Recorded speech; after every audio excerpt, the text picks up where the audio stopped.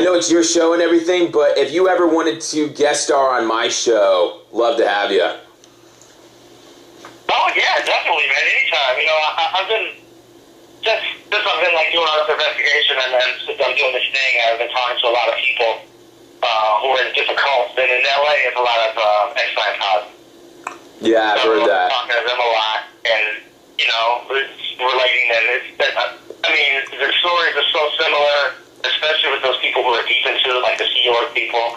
Like the celebrity people they're like peripheral, you know. Same with the JWs, you know. They're not, you know, really doing what they're supposed to be doing. But the people that were like the Sea Org, that's when you get the real deal.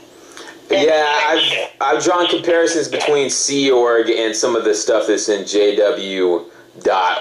Years ago, I just started looking on YouTube, and I started seeing these people, you know, making these videos. Yeah. And I was just blown away. You know, I've been out since '89, and when I left, I had my dad, who was divorced from my mom, and I had my dad's family. So I had, you know, somewhere to go. Yeah. And I kind of, like, didn't look back, you know. I didn't talk to my mom. My mom was the one that was one that was Jehovah's Witness. Uh-huh. And I kind of didn't look back. And every once in a while, I'd meet people, you know, like, in the entertainment industry that, like, grew up Jehovah's Witnesses and just come to a conversation, and it always blew me away. And at first, I was like, I thought it was all these male black comics. I was like, what is the deal with these? And then I just started like the Wayans and stuff. Wayans, yeah, we still go. I guess the youngest one still goes. I've never really talked to him about it, but... What I do with my friends sometimes is we just... I'm friends with, like, Tony Prime and stuff and Propaganda Techniques. You've probably seen those guys, too. And what we do sometimes on, like, a Friday night or something like that is we just do jam session where we just, like, speakerphone and just... And it's not like an interview type stuff. It's just like, we just, you know, we just shoot the breeze. And just talk about JWs, just random JW stuff, just for fun. That's great. I'm just, you know, I'm blown away by everybody's stories, too. I mean, I was like addicted to your stuff. I would, like, watch your stuff every morning. Oh, really? And at first, I was just like, what is this? You know, like, what is this? I don't see it, you know, so every time you put a video out, you wait for it, like... Yo, I'm amazed that anybody watches. You're such a good storyteller. You're a really good writer. I mean, I would really recommend you get some of this stuff down. And I mean, you're doing this stuff. I mean, you know, I've been like doing television and stuff for so long, and I'm getting used to this new media, and it's a thing of its own too. You know. Oh man, I'm just blown away. I still can't believe that people sit and watch like an hour-long video or listen to it. It's just, to me, I just can't even watch my own. Every time I try to watch my own videos from the past, I cringe because I'm like, oh, you know. But I guess, you know, all in good fun. Yes, the one where you called not too long ago, you stopped the temple after that. Happy at Bethel video. Oh yeah. I couldn't believe they made that. I still can't, it's like surreal to me. I'm like sitting there and I'm like, no, they didn't. But they did. It's just unbelievable. It's almost like a joke thing. Like if somebody was doing a parody of Jehovah's Witnesses, because I remember when YouTube first came out, people would do parodies. There was like the heavy metal Jehovah's Witness and stuff like that. It's almost like a parody thing, but it's real. Ay. Well, apparently people have been calling, which was awesome to hear when you called them. Yeah, I thought that was interesting too. Yeah, because apparently that's like genuinely offended people. So it does happen, or maybe, or you don't really even know the nature of the calls. It could have just been JWs calling to say, "Is it okay to enjoy this?" That's probably closer to the truth. That they're like, "We just wanted to confirm that this is something that we can enjoy." Exactly. Yeah. Is this from the governing body or yeah. from the prostate? You know. Sure. Yeah. Whatever. Yeah. But what in the world? The longer the kingdom holds off, the stranger things get. Well, well, it's going to, right? And it has no other choice but to. And that's what I try to tell people, because they're like, I don't know if you heard the podcast I did with Kurt Metzger. Yeah. He grew up in a comic, and obviously his parents were a little bit more liberal. I was a lot more liberal than mine. And when I was saying, like, there's no telling what could happen in a cult. There's no telling. So when Jim Jones first started, that was like, a lot of people thought that was a positive thing. I told people that. They did a lot of stuff in the community. I told people that because I've seen footage from the People's Temple. It's like a Kingdom Hall on the inside. They even use the same jargon as the Kingdom Hall, and the people were dressed like Jehovah's Witnesses. The whole thing was set up like a Kingdom Hall, and it operated like a normal Kingdom Hall for a lot of years, which you can't really connect Jehovah's Witnesses to Jim Jones and stuff, but to your point, they were just like a normal Kingdom Hall people for a long time, and then at the very end is when they had been building that faith for a long, long time, and at the very end, the faith got tested. It's not impossible. Right, exactly. It's not impossible, and who knows what happened. Same thing with Koresh, that group. That before he took over, that was just like a Seventh-day Adventist group, That's something else I tell people, is that the Branch Davidians are a cousin religion of Jehovah's Witnesses, and people say, no, they aren't. Don't try to pull that. And I was like, no, really? And they're like, come on. And I'm like, okay. Yeah, very close cousins. So, when you have that cult mentality, if somebody takes over, or, who knows what can happen. The potential is there. I'm not saying it's going to happen, that those people are going to commit suicide. I don't know that it would either. Yeah. But I always say that. I don't know if you're... Oh, I didn't mean to cut you off. I'm sorry. No, that's okay.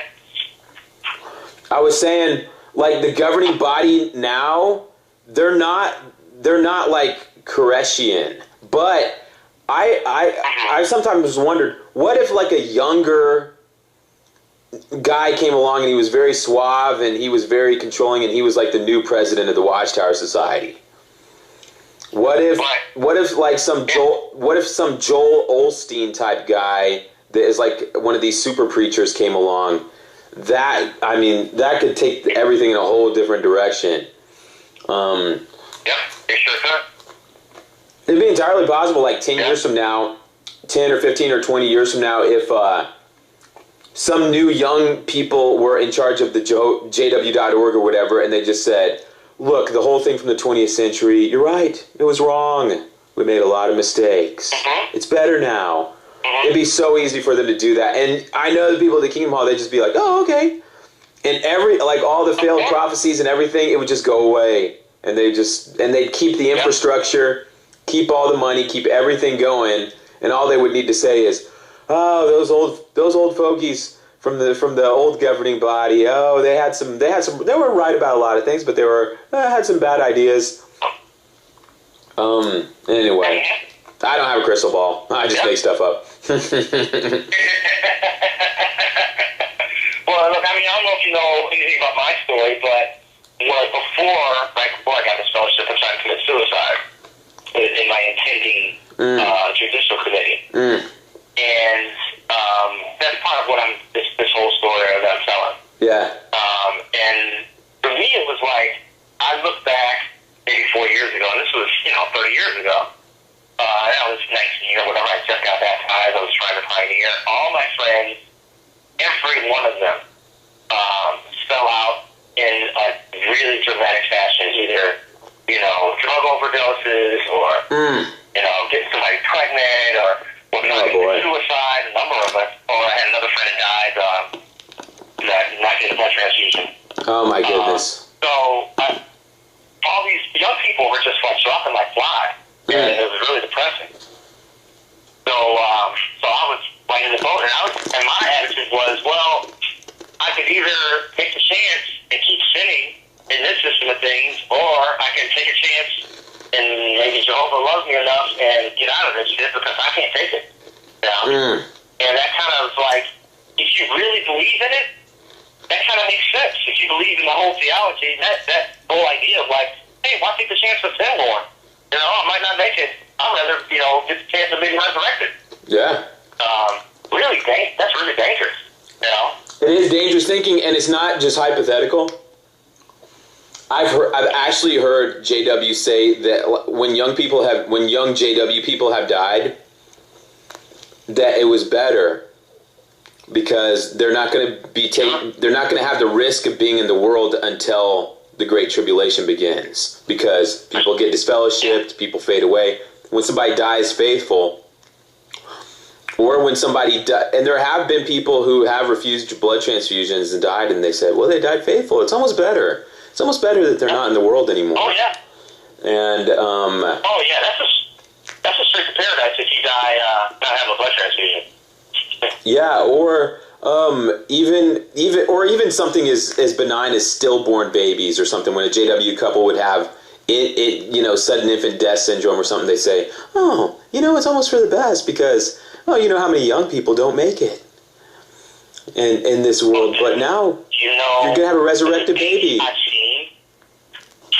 seen with a mother who had a stillborn child, and the debate with an elder when he was telling her that baby wasn't going to be resurrected because it didn't come to term. Huh. Yeah. I think he might have been off the reservation on that one. He was trying to say it was scriptural. He was trying to say that no. I believe you. I believe you, but I think he pulled that one out of his rear end. I think that was his opinion. Just punched it out of their ass. Yeah. No, elders do that all the time. It's like the rules all over the place. I also love your stuff about prayer. And I've been trying to fucking corner him. Oh.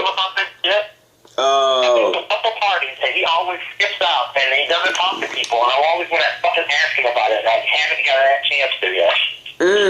Oh, that would be legendary. If you had your phone in your pocket with the record button on, that'd be so good. Brother Fitz. Yeah. Oh yeah, if you pretended you were a JW, that'd be even funnier. Or I don't know. I guess you know what you're doing. I won't interject there, but there's so many possibilities. Talk to you a little bit about the whole thing of the activism. How because I've had the same discussion with some of the Scientologists about how your activism should be. Should it be aggressive, or should it be passive? Whatever. Yeah. Yeah, that's a good question. Yeah. He was trying to a friend of mine. He was just here in LA, and I was talking to him about that, and he really didn't have any opinion on whether one way or the other. Yeah. Obviously, insulting people is not going to help, but somebody coming to King Hall, that never happened when I was. No, unheard of. Unheard of. It's not supposed to happen. That's Jehovah's house. Yeah, exactly. Exactly. That's what I keep telling people. I'm like, and they get mad at the people that are doing it, and I'm like, wait, you're not mad that it's possible? Because it's not supposed to be possible. There's supposed to be angels. We've always been told that there's angels standing at the front door. Oh, there's an invisible angel at the front door. It has a spinning sword just like the Garden of Eden. And it's like, but as soon as something happened, it's like, wait. What happened to the spinning sword? Oh, well, we're not talking about that. It's like, huh? No, that's the whole point. Some guy that continually keeps coming in here, even though he goes to jail. I know.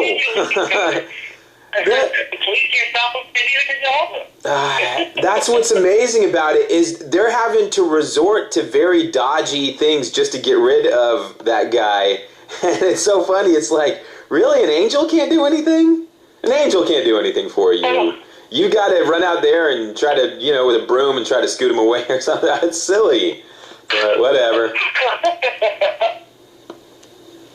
I had an impact on my first trip to Bethel. I was like 13 or 14, and there was a guy standing out yelling at the Watchtower Society at Brooklyn Bethel. Oh, really? And the neighbor hated him because he was yelling so much, yeah. He was just by himself yelling. He was kind of a Rich Aaron kind of type though, so it's kind of like... Oh, yeah. But I asked, what is he saying? Mm-hmm. And everybody would go, nonsense, this is craziness. I'm like, but what is he saying? Why is he so crazy? What's the craziness? I'm interested. No, listen. The people that say nobody is going to listen or pay attention, that's not realistic. Somebody's going to listen. Somebody's going to wonder. It's not. Yeah. Yeah, and, enough of these Scientologists have told me that just from, them seeing ex-Scientologists out, protesting, that's been enough to wake some people up, because they've been told that, they're out there dealing with the Scientologists. They've been lied to. They tell them when they see some protesters, they'll go like, I saw one of our Scientologists out there. Like, no, he's just handling the protest. What? Why is he out there? He's got a sign. It's waking people up just to see them. They're just doing, walking up to people with cameras and stuff like that. It's not hurting anything. Yeah.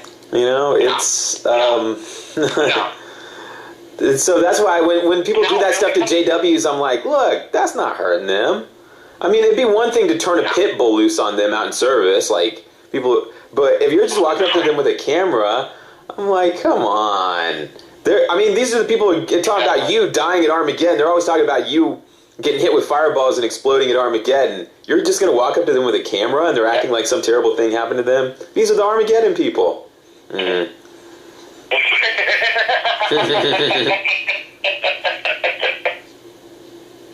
Yeah. It's just part of that discomfort. I think it's a part of that, that mind control that's still on people. Hey, look, I've talked to people. Yeah. I've talked to a lot of people. This is another thing, too, that have left or who grew up in it, never got baptized, who still are, I've got friends who are, actors who have said, hey, look at this video, and they're like, I'm scared. And I'm like, have you asked yourself why you're scared to look at something that's anti-Jehovah? You don't believe in it. You're a sinner. Sinner defines like a sinner. Yeah. Get destroyed. Oh, yeah. Why are you scared? When I first left, I remember I was hanging out with a group of bad guys, and I went up to a strip bar, strip club, and there was a witness dancing, a woman who I used to babysit for her, and she was stripping in a strip club. At that point, I was done. I was gone. I didn't believe it anymore. I was like, yes, I've always wanted fucking this girl. I want all girls to be naked. And she is giving me a lap dance and telling me that she's scared that Armageddon is going to come and that she needs to get right with Jehovah. Oh, Jerry, you got to share that story. You got to share that story. That's dynamite. That's dynamite stuff. Keep that one in the final cut. Yeah. There was... She's not in anymore, by the way. Oh, yeah. I know her. I know. Yeah. What a world, huh? What a world. I only roll with guys that I totally trust. Like Tony Prime and the Unwitnessed are like my best buddies. And I'm sure they'd love to get to know you, too, if you haven't talked to them very much. They are so funny and silly, and we just have a great time. We should have always been recording our conversations, but we just didn't. But we've had so many hilarious conversations because we just do the speaker thing and all. But I'm sure if the guys got to know you too, they'd be like, "Yeah, call Jerry, get him in here," and all. So, did you guys know each other before when you were with JW? No, just YouTube. YouTube is the great equalizer because the thing is, before like YouTube and other forms of media like Facebook and stuff, everyone who was disfellowship was like they were scattered, dispersed, and disconnected. Yeah. When internet stuff came along, then instantly everybody could be like talking every day, and like it was a geographical thing. The geography problem has been solved, and it's instant transfer of information. Ruined everything for Jehovah. Jehovah did not see the internet coming. Yeah. He did not. Exactly. I mean, if you think about it, if there was no internet, think about how hard and strong Jehovah would be going right now. 7 million Jehovah's Witnesses, they'd have 27 million. Well, they're not smart like these multi-level companies or whatever, they learn how to wipe themselves off the internet really early on. Yeah. Shackly and all that bullshit. Jones Lucas, he couldn't do that. There was just so much shit out there. They shoot themselves in the foot all the time. The thing is, if I was evil, I could do so much better of a job than they're doing. They're not even doing it right. They're just using brute force and just stupid willpower. And I'm like, you know, with just a little bit of savvy, you guys could talk yourself out of so many situations. They don't even try. They just use that brute force and that just obedience of their members. And I'm like, you know, eventually that obedience is going to run out. That's right. They just really think that they can't go down. And I'm saying, look, it's happened. It's happened before. Religions come and go. They don't last forever. But what do I know? I mean, I look at like these Christian Science reading rooms, and at one time when I was a kid, that was still a religion. It was still, people talked about it. Some things are empty. I don't know if anybody Christian Science they want. Oh, you know. Just like Val Kilmer, he's the last one. Yeah. Oh, right. He's the last holdout. I'm really honored to meet you. You're really funny. Oh, likewise. Likewise. Have you ever thought about writing and doing some stuff like that? Jerry, I haven't, but I got to tell you the truth. Like, when I read your email, the thing is, I've always been in that JW very low self-esteem mindset and everything. And I got to tell you, I know it was just such a small thing to read that in your email last week, but when I read that, that was just like one of the nicest, like most exhilarating things anyone's ever like said to me, because I've been like downtrodden my whole life, and just reading that from you, I'm sorry to get emotional. I'm usually not this way, but when I read that, I was like, just even the possibility of thinking of something like that was just like unbelievable to me. I'm so like just blown away by that, man. But thank you so much for saying that. I got the fellowship for was trying to commit suicide. That was one of my crimes. But How insane! How insane! Yeah. It's insane. But, you know, at that point, they were just like, get this guy out of here. They don't want to be responsible for somebody like that. The cults don't want people like that.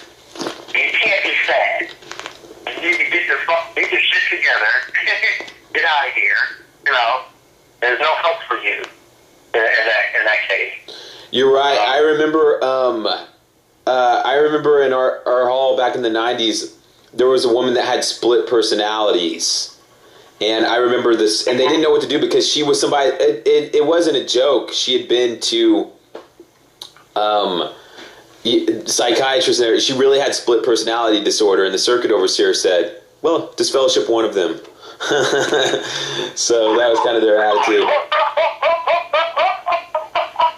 Disfellowship one of the personalities. Yeah. Okay. People have no expertise, absolutely none. You know, whatever. I don't know if you like me, I've worked for witnesses. It was my whole life by the time I got this fellowship. So I lost my job. I lost, everything. So I was working for some brother who had, cleaning business and was paying me pennies.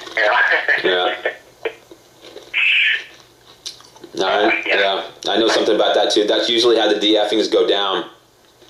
People lose a lot more than association, and the JWs know it. What? No, they know that, yeah.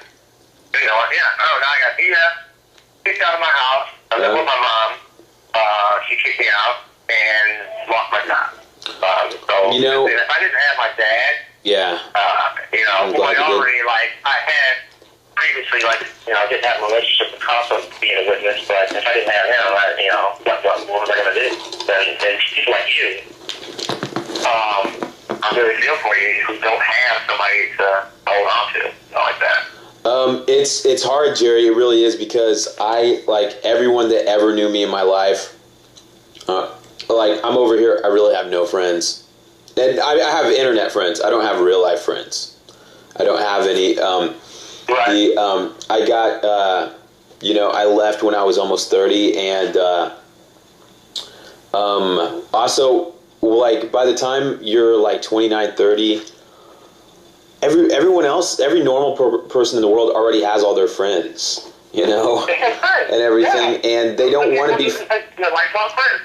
They're not looking for some new weird guy that has no friends to be friends with. Here's a strange guy that has no friends. I'll be friends with it. It just doesn't. And also no life beforehand. Like, what did you do before this? I was just going door to door. You know, that was it. Did you go to college? No, just going door to door. Yeah, that's the other thing. DF people usually have nothing to offer to anyone. Right. And and usually the people that are willing to be your friends are the type of people you don't want to be friends with. And so, well, you know, I just also, so I'm lucky enough to find a community of people within hackers. And I can't say, I was going to say this, I've been in a lot of groups, you know, acting groups. I feel like I've been all around the world. I have not seen the tragedy that I have seen inside the hall. I've seen murder. Oh, yeah. I believe you. It came home. You know, molestation. Yeah. You know, suicide. I've seen it all. I've never seen anything like that. And I've been like an actor. Like, people are crazy. You know, like in Hollywood. Oh, yeah. Jerry, it's unbelievable. I know of murders too. What I remember about being a JW, it was like not a month went by that some insane, scandalous, like bizarre thing wasn't going on. I can't remember any point in my JW past or life where there wasn't some just insane, mind-blowing thing happening behind the scenes. It's just, you know. Yeah. What in the world? Yeah. Same way. Murder? Like, I don't, you know, I've been involved in many things. I've never seen that kind of thing. I've known of people that, quote-unquote, fell down the stairs and stuff. Well, I can tell you a couple stories about that, but I've known of people that, you know, they woke up with a pillow over their face and they didn't wake up. You used to tell me, like, what inspired you to start making videos about the JWs? Actually, there wasn't a thought process behind it, to be entirely honest. What occurred was, I'll just give you a brief timeline. In 2008 is when I fell apart as a Jehovah's Witness. And as typically happens, I just went directly into, quote-unquote, the world. I went to bars. I just I just quit the Kingdom Hall, went to every dive in Hell's Kitchen or whatever you want to call it. I just went to I did the pub crawl. And I spent about 2 years on the bar scene, and that's what I was doing with my life. Every night, and it was every night, 6 nights a week. Bar. I took Sunday night off. In 2010 I was on YouTube just messing around, and it was just involuntary. It just showed up in the suggested videos was some video about Jehovah's Witnesses, and I didn't want to watch it because I felt like I just assumed that it was worldly people, quote unquote, or probably some mean-spirited people from Christendom that were going to take cheap shots at Jehovah's Witnesses.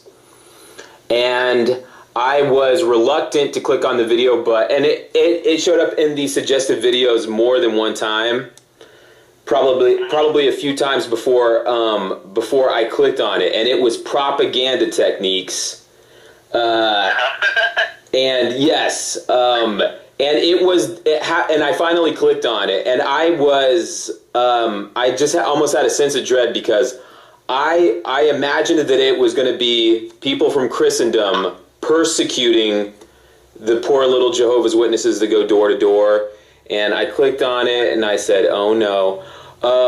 It was, instead what I watched was a video, and this was the first apostate video I watched. It was propaganda techniques. He pulled into the parking lot of a Kingdom Hall, and there was an elder, and then a publisher was with the elder.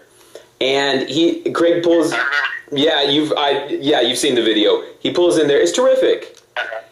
He goes in there and he just starts asking them some general questions, and they do what Jehovah's Witnesses do, is they're very amicable, and they try to answer questions. And then he starts asking them about the Shepherd the Flock book, about secret meetings. The elder lies to him, begins just telling him across the board lies.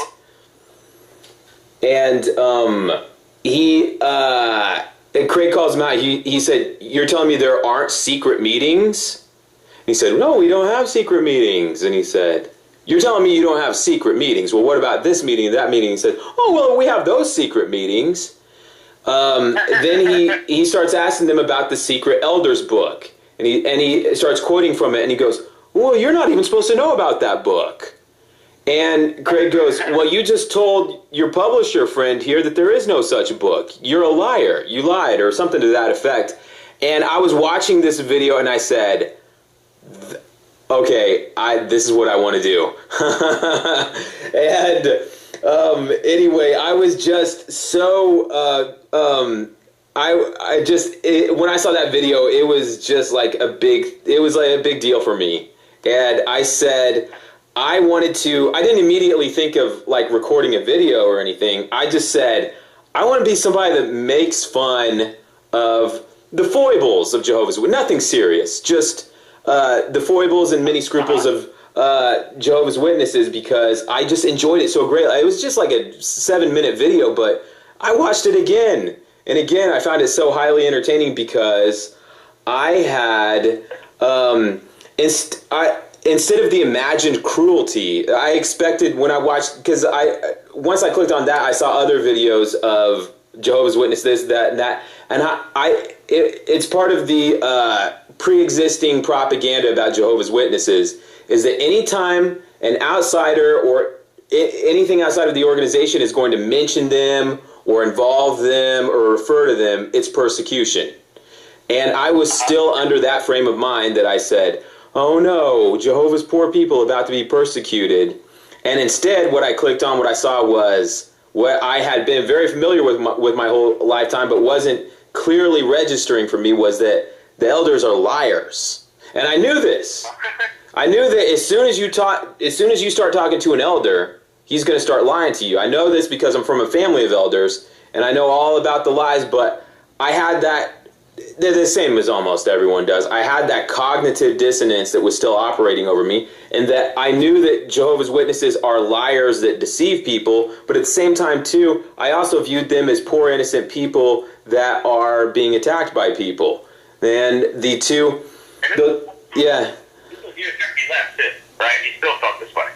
Yes. And in fact, I had mentally checked out. I had mentally and emotionally checked out from Jehovah's Witnesses years before. The last few years that I was a Jehovah's Witness, I was totally going through the motions.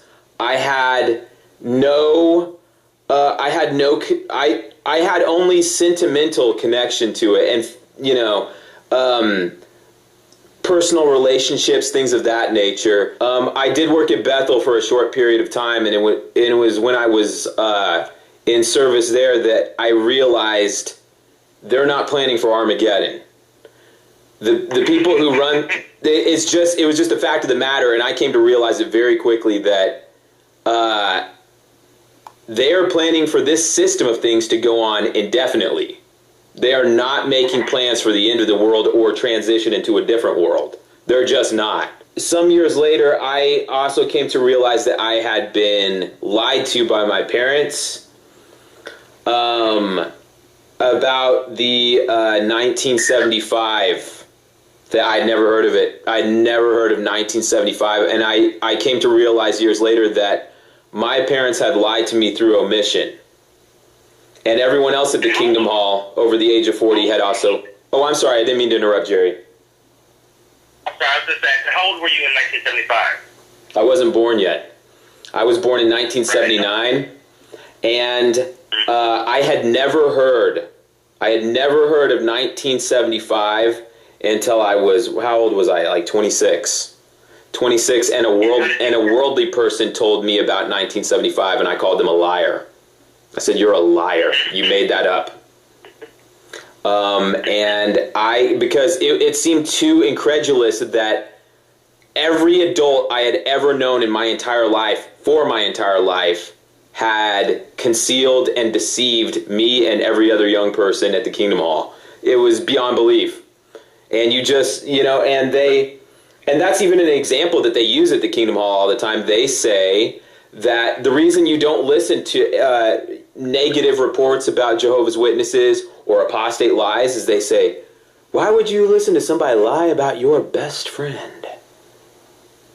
What if somebody was going to lie to you about your family member, tell you that your family member is a murderer? You wouldn't even listen to it, would you?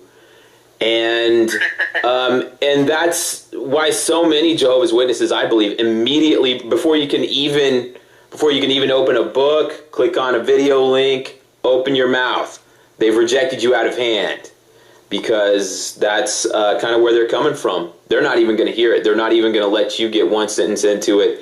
And I like so many other people, just wouldn't have believed it until I finally accepted that it was true, that 1975 did happen, and it was just this huge, massive conspiracy to cover it up. And to this day, you're hard pressed to get any Jehovah's Witness under the age. I mean, it's this incredible thing that there's this divide between the people that lived it and know it's true, but will swear up and down it didn't happen, and then everyone under that age that will never believe or know, or it's an incredible thing. But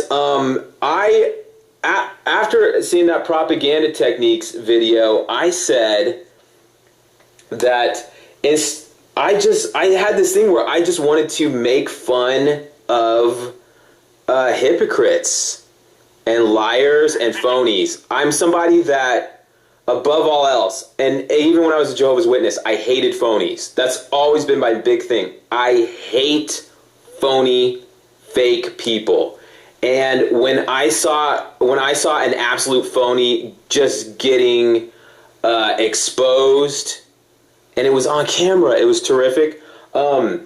Anyway, about a year later, I just turned on a camera and I just started making some silly, I forgot what I was even doing. I was changing the words to Kingdom songs.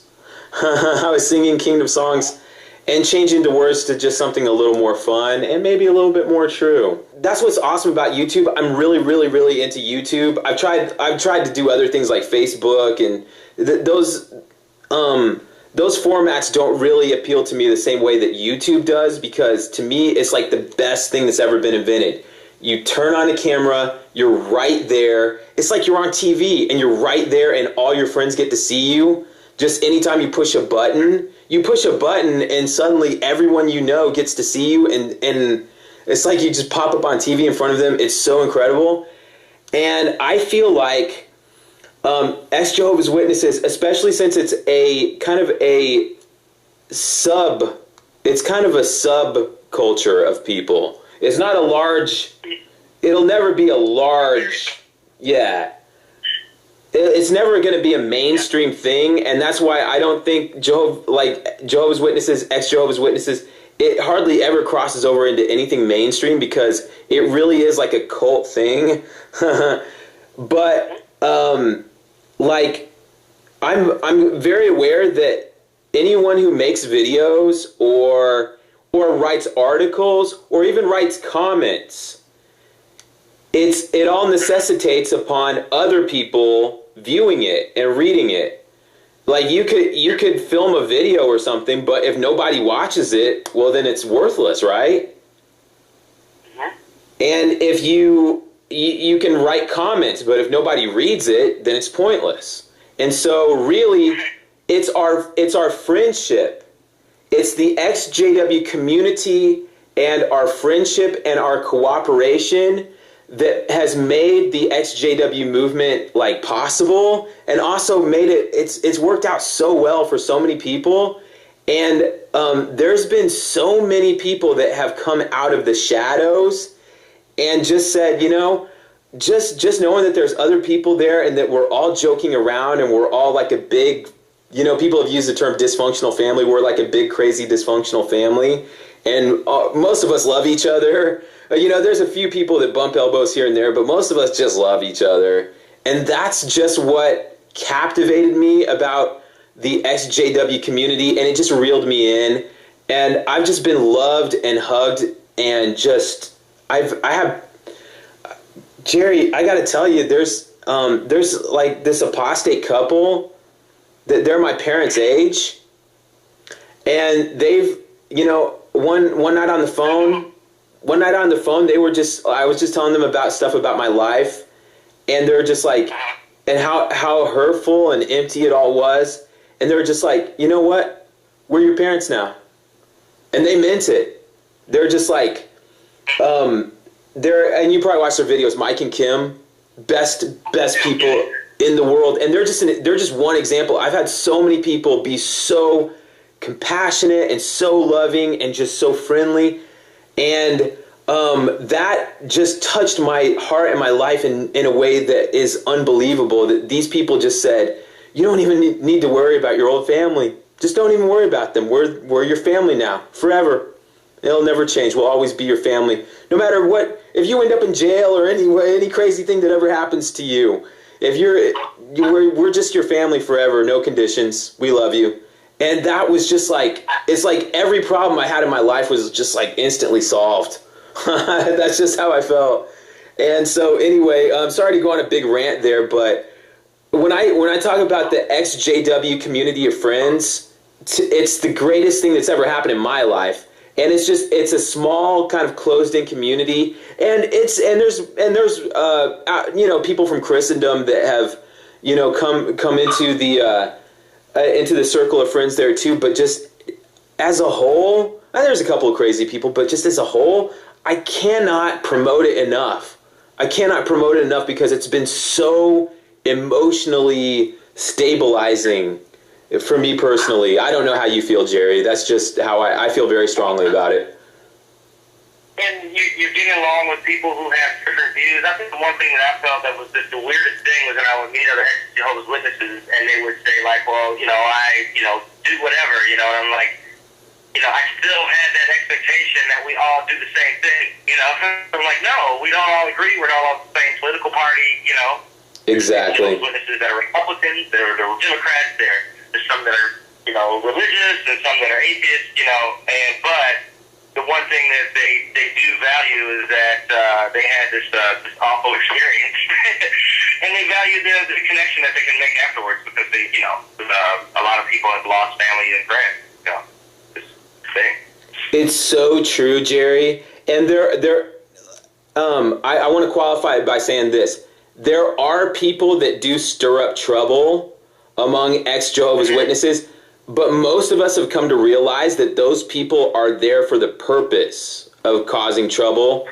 That there's these people, we don't even know what to call them, the instigators or whatever, and people have different names for them, but we've come to recognize that and they change their screen names, but it's always the same thing, where they will try to have a flashpoint where they'll cause people to turn on each other, you know, evolutionists versus or oh, you believe in abortion or thing, and it's things that you're not even trying to talk about, but they'll try to you know, push the dynamite button on the whole thing, and they've had a minor amount of success, but it didn't last long, because overwhelmingly people just said, you know, what are you up to? Who are you as a people? If you want to use that, I use the word a people. You know, Jehovah's Witnesses are a people for his name.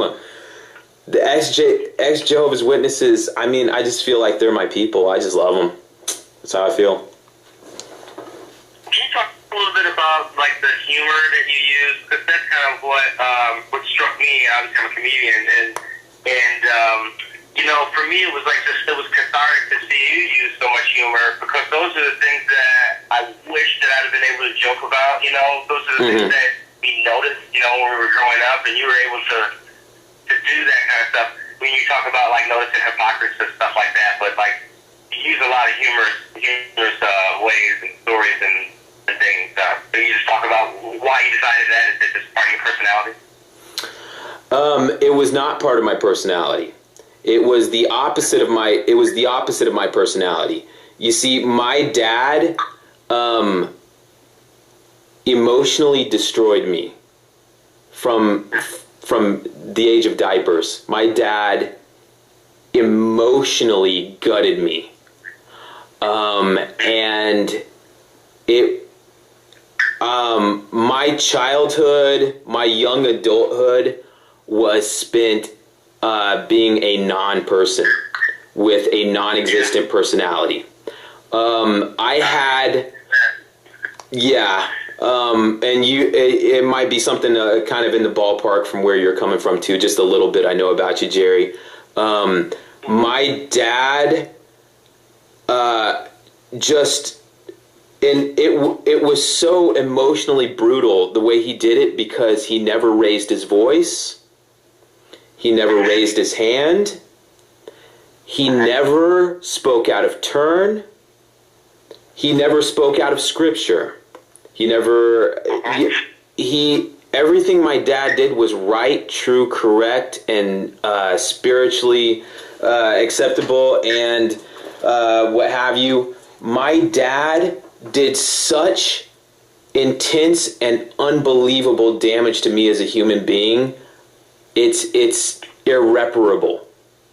And any glimmer of anything human or lighthearted or humorous was systematically removed and deleted from what could have been my personality. So that was my previous life.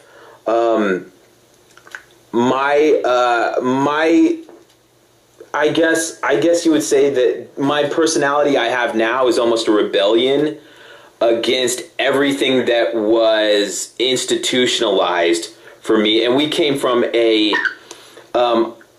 almost a militaristic, no, that's too strong of a word, but a regimented Jehovah's Witness background. I wasn't one of these people on the periphery of Jehovah's Witnesses. You'll come across a lot of people from a lot of walks of life that was like, oh, I used to be a Jehovah's Witness. We went to the Kingdom Hall for 2 years. That's not what I'm talking about. I was from a hardcore, yeah. So I'm gonna ask you. So you not only studied for the Watchtower lesson on Sunday, but you studied for the book study. You might have even read for the book study. I'm sure you carried the mics at an early age, probably as soon as you could walk, maybe. You were able to hold a microphone. You were carrying a microphone. Might have even worked in a literature counter. And I've already heard a lot of your videos too. It's like your dad was in the RBC and stuff. So that means he was in the regional building committee. And what generation were you, Jehovah's Witness? I'm third generation. My grandfather was an elder for 50 years.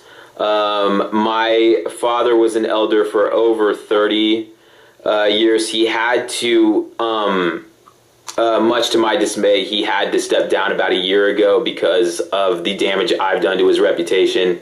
He just couldn't withstand it, and it was recommended that he step down. It just took too much of a toll on him, and he had to, it's regrettable, but because it was his life, it meant everything to him. He had to resign because his affairs were out of order. We studied the magazines 3 times because when they used to come in the sandwich paper. If you remember, they used to come in the.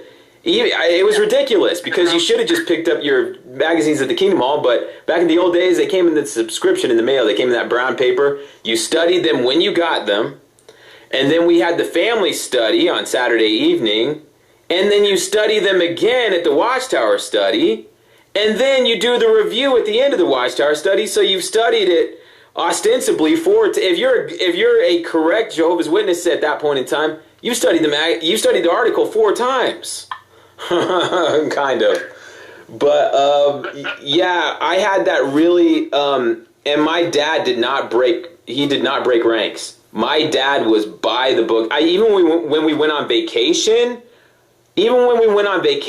like if we were on a boat, we'd stop and have the Sunday Watchtower study, and we'd pray. And my dad did not, to his credit, he just did not give up the ghost at all. And I guess you got to respect that. But the thing about I'm sorry to cut you off, but were there other kids in your hall that did get away with a little bit more stuff? Oh, hell yeah. Are you kidding me? Oh, Jehovah's Witness Kingdom Hall is full of hypocrites, double lifers. To this day, I have no respect for that. He was always one of those guys that said Jehovah will fix it in time, and also it doesn't matter because in the new system, none of this will matter. That was my dad's, and to his almost to the point of being a detriment, that he said it too much. That every time, and we were talking about things that were really wrong, and that's where my dad and I had a falling out. We're not on speaking terms anymore. We had a falling out some time ago in which I told him something that happened in my childhood that wasn't his fault, but I told him about it, and it was something that was incredibly hurtful to me.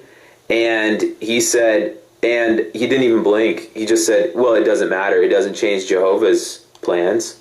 It doesn't change the big picture of what Jehovah's trying to do here.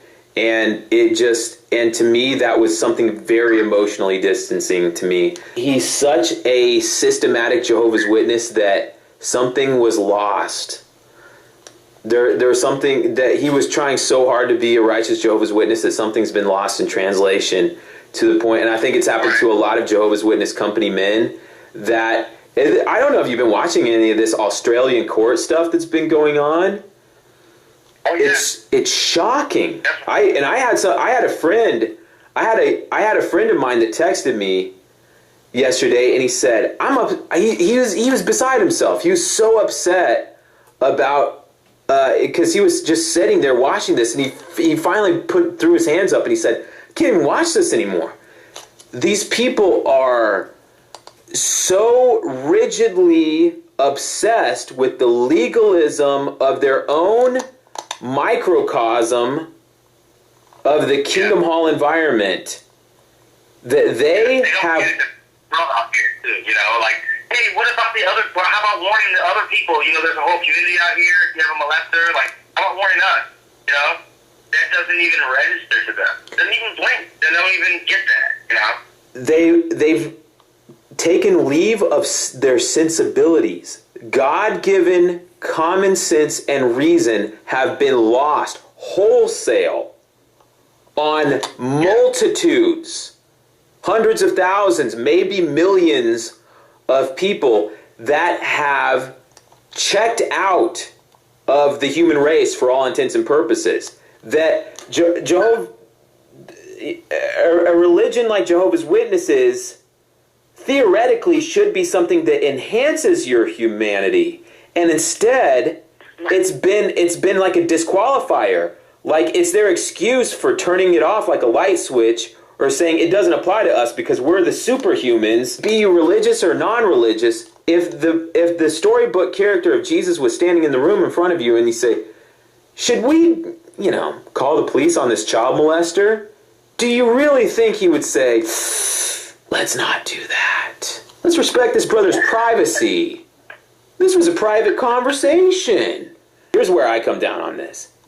I can't understand why you can't just pick up the phone and you don't even have to put your name, you don't have to put Jehovah's name on it, just anonymous tip. Just say, yeah, as elders, what we do is when somebody confesses, quote unquote, to being a child molester, oh yeah, we don't do anything about it in the congregation, but you know what? We leave an anonymous tip.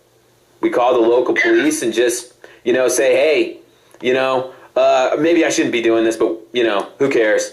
If Jehovah wants to blow me up at Armageddon, I'll accept it. And that's the thing. It's like, hey, bite the big one.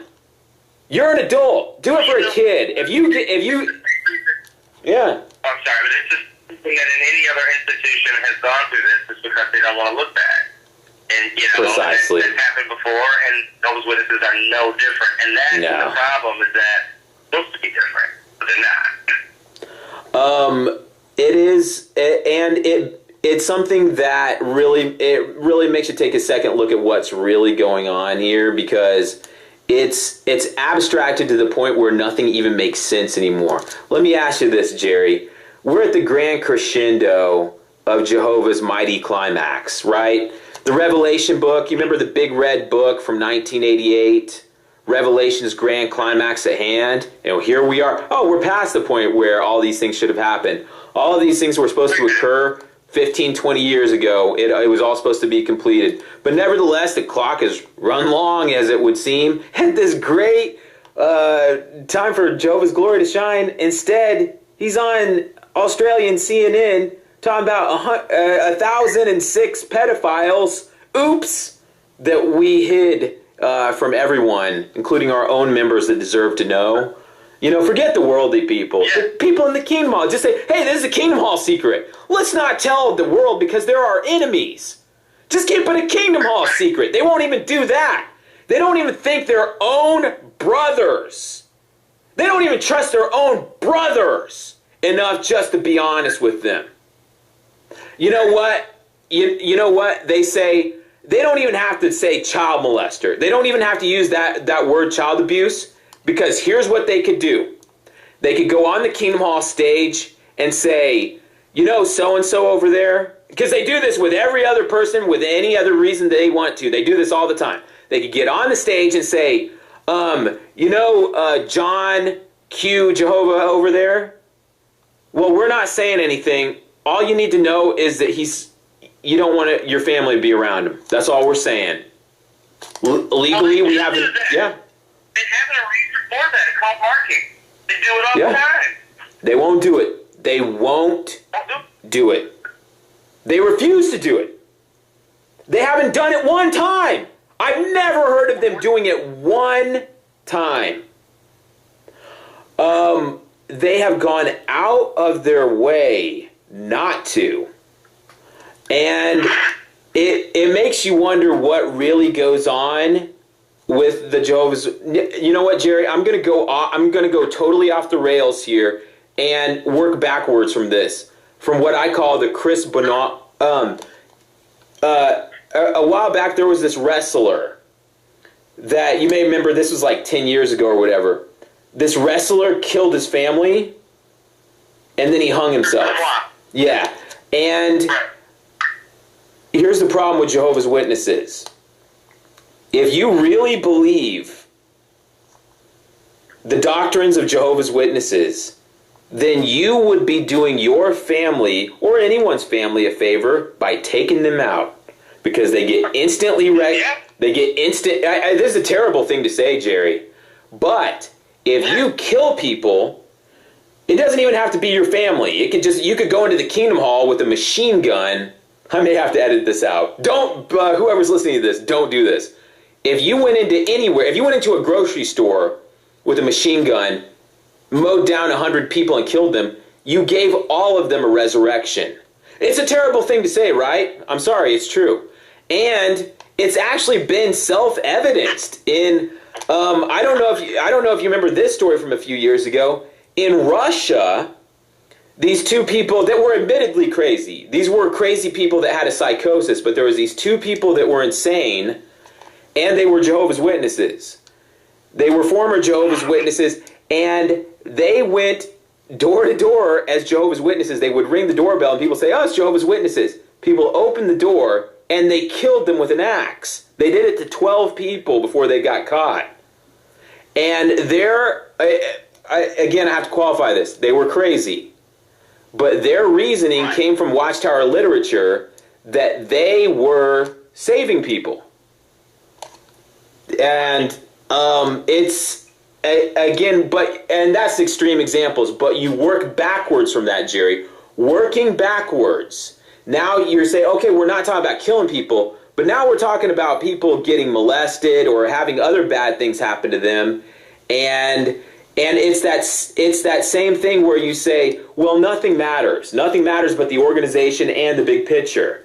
And that is directly what is as I see it, and I'm just watching this from a distance, Jerry, but the way I see it is I see multitudes of people, maybe even thousands of people, that are doing things that are unconscionable. Beyond what even, hey, Jerry, you even go into prisons with criminals, and they have a zero tolerance for child molesters. They hate child molesters. They even prisons don't want them, and you go into a Kingdom Hall, and they're harbored. I want to ask you about the database, right? Now, this is a few years ago. There was a trial, and apparently, and Barbara Anderson is who has a website called Final Land. Yeah. Worked at Bethel and came across this database supposedly that they had. And now, this is my theory, and I don't know exactly what happened, but was it that they were having some reports that there was some molestation problems happening in the congregation, so they decided to see exactly what their membership was like and how many reports and how many potential molesters they had, and the number was so many that it freaked them out. That's how the story goes. Now, here's my theory, and I know this from my mom. Got involved with witnesses. She went through everything. Yeah. She tried be involved in church before that, but she tried everything. And as a kid, I didn't know what was going on. I didn't know how broken she was. All I knew is that we were going to these different meetings, you know? Yeah. But I know that she did not like herself. And I think that for a lot of converts to Jehovah's Witnesses, not people like you and I who grew up in it, but converts, it attracts people who may not like themselves for one reason or another, who may be trying to fix themselves, who may have some kind of, they think that they're pedophiles or they are pedophiles, you know? I think that organizations like this kind of attract that kind of thing, unfortunately, and that's my theory. I don't know if that's true, but... Oh, Jerry, that's not a theory. That's an actuality. Let me ask you this, Jerry. You've been around Jehovah's Witnesses, the literature, the meetings. When do they ever tell someone they're all right? Who does a Jehovah's Witness meet at a door, informally? What householder would a Jehovah's Witness talk to and say, you know what, you're fine? There's nothing wrong with you. You seem to read the Bible. You seem to be fine like that. Yeah. Who does a Jehovah's Witness study with and tells them, you know what, you're pretty much fine. Oh yeah, you can accept our doctrines, but you don't need to be fixed or anything. You don't need to change your life. I mean, yes, you can accept and agree with our doctrines, but there's nothing wrong with you. You don't need to put on a new personality. Your current personality is fine. Have you ever heard that? True. Have you ever heard any Jehovah's Witness say that or talk that way? Me neither. You know, that's a really good point, because there's a lot of people who would be like, all you need to do is, learn what Jehovah needs to teach you, but you seem like you have a good person. It should be, right? That, like, nobody is okay, has a good personality. Isn't that an amazing coincidence that nobody that comes near Jehovah's Witnesses or gets involved with them is okay to begin with? Everyone is in terrible need of fixing. Yep. Just a coincidence. Well, that was my problem when I was coming up. When I was going to the brothers, I go to the elders and I go like, hey, I don't know what's wrong with me. I want to fuck constantly. And I didn't grow up like you, because I grew up in this. So why is Satan picking on me? Why is this so strong in me? I don't have any influences. I grew up in the truth. I grew up going to the Kingdom Hall. What is so influential to me? And they were trying to tell me, like, you're fine. You're normal. But I didn't get it. I'm going like, no. I've only done what Jehovah told me to do. And I still have these out. What's going on? Nobody could explain it. Jerry, I was telling you about my good friend Tony Prime. a couple years ago, he's somebody else that just, he found the XJW community and he's like, oh, I want to make some videos, and he did. Well, a little while later, his family found out, his biological relatives that are JWs found out that he was making videos, and they immediately put pressure on him to stop. They wanted him to turn off his, channel, and he capitulated a little bit because even though he was DF'd, he wanted to preserve that kind of civil thing that he had with his mother and his grandma. And to me, I said, but why? Here I said, now Tony, you're a disaster. You've had, well, and he'll tell you he's had drug arrests. It's not even a secret that he's gone through years of drug addiction and just self-abuse, depression, just terrible things.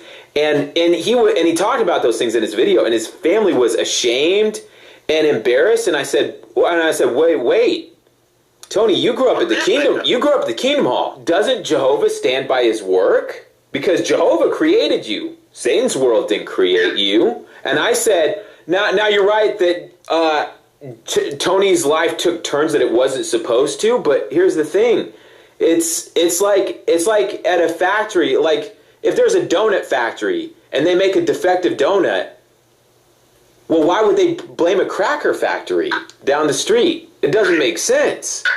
You create, and I said, good, bad, whatever happened. Excuse me, the Bible? I've read the Bible. Is it not full of tragic stories of people who are in Jehovah's organization or grew up in Jehovah's organization or used to be part of Jehovah's organization and bad things happening to them?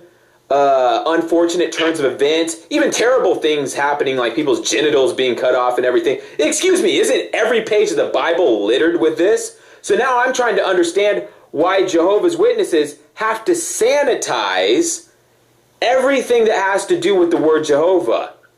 It's like they're on this insane mission to destroy and burn with fire anything that is even slightly negative or anything that's less than positive that could have Jehovah in the same sentence with it. And I'm like, but why? I'm like, isn't this just like real life that's happening? And isn't the Bible and the whole Jehovah's Witness religion just supposed to be telling the truth about life? So sorry, Father.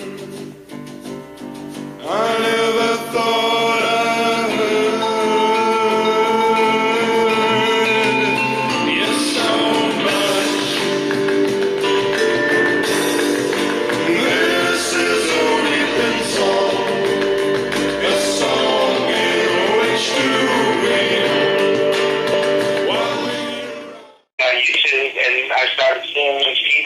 Making these videos, yeah. And I was just blown away. I've been out since '89, and when I left, I had my dad, who was divorced from my mom, and I had my dad's family. So I had, somewhere to go. Yeah. And I kind of didn't look back. I didn't talk to my mom. My mom was the one that was one that was Jehovah's Witness. And I kind of didn't look back. Every once in a while, I'd meet people, in the entertainment industry that, grew up Jehovah's Witnesses and just come for a conversation, and it always blew me away. And at first, I was like, I thought it was all these male black comics. I was like, what is the deal with these? And then I just started like the weigh-ins and stuff. Weigh-ins, yeah, we still go. I guess the youngest one still goes. I've never really talked to him about it, but... What I do with my friends sometimes is we just, I'm friends with Tony Prime and stuff and propaganda techniques. You've probably seen those guys too. And what we do sometimes on a Friday night or something like that is we just do jam session where we just speakerphone and it's not like an interview type. Oh yeah. I couldn't believe they made that. I still can't, it's surreal to me. I'm sitting there and I'm like, no, they didn't. But they did. It's just unbelievable. It's almost like a joke thing. Like if somebody was doing a parody of Jehovah's Witnesses, because I remember when YouTube first came out, people would do parodies. There was like the heavy metal Jehovah's Witness and stuff like that. It's almost like a parody thing, but it's real. Ay, ay, ay. Well, apparently people have been calling, which was awesome to hear when you called them. Yeah, I thought that was interesting too. Yeah, because apparently that's like genuinely offended people. So it does happen, or maybe, or you don't really even know the nature of the calls. It could have just been JW's calling to say, "Is it okay to enjoy this?" That's probably closer to the truth. That they're like, "We just wanted to confirm that this is something that we can enjoy." Exactly. Yeah. Is this from the governing body or is this from the prostate? Yeah. Yeah. But what in the world? The longer the kingdom holds off, the stranger things get. Well, it's going to, right? This is the weekly song. It's song in which to wait. While the men and women sleep. This is the weekly song. But I won't be weeping long. Well, just so you know, man, I know it's your show and everything, but if you ever wanted to guest star on my show, love to have you. Oh yeah, definitely, man. Anytime. I've been since I've been like doing all this investigation and then since I'm doing this thing, I've been talking to a lot of people who are in different cults. And in LA, there's a lot of ex-Scientologists. Yeah, I've heard that. Talking to them a lot, and it's relating that the stories are so similar, especially with those people who are deep into it, like the Sea Org people. Like the celebrity people they're like peripheral, Same with the JWs, they're not, really doing what they're supposed to be doing. But the people that were like the Sea Org, that's when you get the real deal. Yeah, I've drawn comparisons between Sea Org and some of the stuff that's in jw.org. Years ago, I just started looking at it. I had no other choice but to, and that's why I try to tell people, because they're like, I don't know if you heard the podcast I did with Kurt Metzger. Yeah. He grew up in he's comic, and obviously his parents were a little bit more liberal. A lot more liberal than mine. And when I was saying, like, there's no telling what could happen in a cult. There's no telling. So when Jim Jones first started, that was like, a lot of people thought that was a positive thing. I told people that. They did a lot of stuff in the community. I told people that because I've seen footage from the People's Temple. It's like a Kingdom Hall on the inside. They even use the same jargon as the Kingdom Hall, and the people were dressed like Jehovah's Witnesses. The whole thing was set up like a Kingdom Hall, and it operated like a normal Kingdom Hall for a lot of years.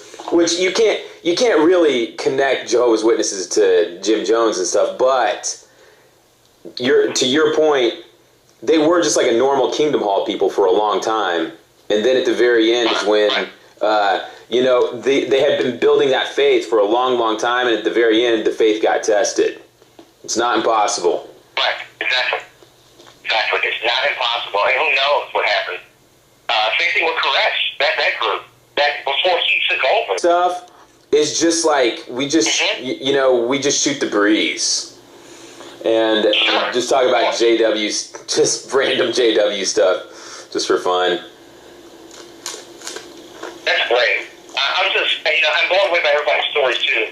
I mean, I was addicted to your stuff. I would watch your stuff every morning. Oh, really? And at first I was just like, what is this? What is this? I don't get, so every time you put a video out, you wait for it, Yo, I'm amazed that anybody watches. You're such a good storyteller. You're a really good writer. I mean, I would really recommend you get some of this stuff down. And I mean, you're doing this stuff. I mean, I've been doing television and stuff for so long, and I'm getting used to this new media, and it's a thing of its own too. Oh man, I'm just blown away. I still can't believe that people sit and watch like an hour-long video or listen to it. It's just, to me, I just can't even watch my own. Every time I try to watch my own videos from the past, I cringe because I'm like, oh, But I guess all in good fun. Yes, the one where you called just a while ago.